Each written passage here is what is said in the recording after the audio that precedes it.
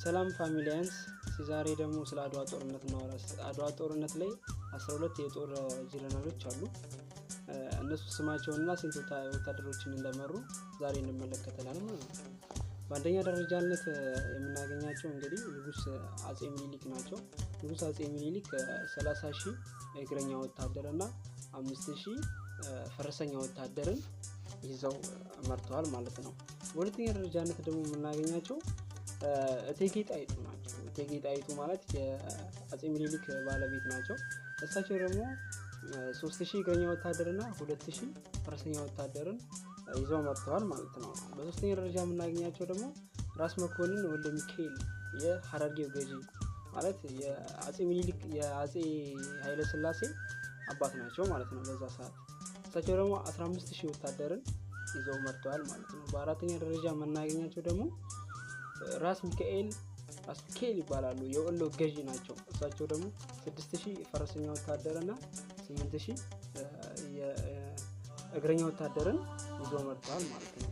በአምስተኛ ደረጃ የምናገኛቸው ራስ መንገሻ ዮሐንስ የትግራዩ ገዢ ናቸው። እሳቸው ደግሞ 8000 ወታደርን ይዘው መርተዋል ማለት ነው። በስድስተኛ ደረጃ የምናገኛቸው ደግሞ ራስ ተክለ ሃይማኖት የጎጃሙ ንጉስ የጎጃሙ ገዢ ናቸው። እሳቸው ደግሞ 10000 ወታደርን ይዘው ተገኝተዋል ማለት ነው። በሰባተኛ ደረጃ የምናገኛቸው ደግሞ ራስ ወሌ ብልጡ የየጁ ገዢ ናቸው። እሳቸው ደግሞ 10000 ወታደርን ይዘው ተገኝተዋል ማለት ነው። በስምንተኛ ደረጃ የምናገኛቸው ራስ አሉላ አባ ነጋ ደግሞ 3000 ወታደርን ይዘው ተገኝተዋል ማለት ነው። በዘጠነኛ ደረጃ የምናገኛቸው ደግሞ ራስ ቢትወደድ መንገሻ አጥቢቅ እሳቸው ደግሞ 6000 ወታደርን ይዘው ተገኝተዋል ማለት ነው።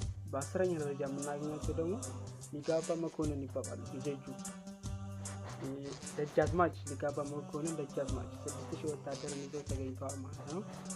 በ11ኛ ደረጃ ደግሞ የምናገኘው ፊታውራሪ ገበየው ጉራዴ ይባላሉ። ገበየው ጉራዴ እሳቸው ደግሞ 7000 ወታደርን ይዘው ተገኝተዋል። በ12ኛ ደረጃ የምናገኛቸው ደግሞ ደጃዝማች ባልቻ አባነፍሶ ደግሞ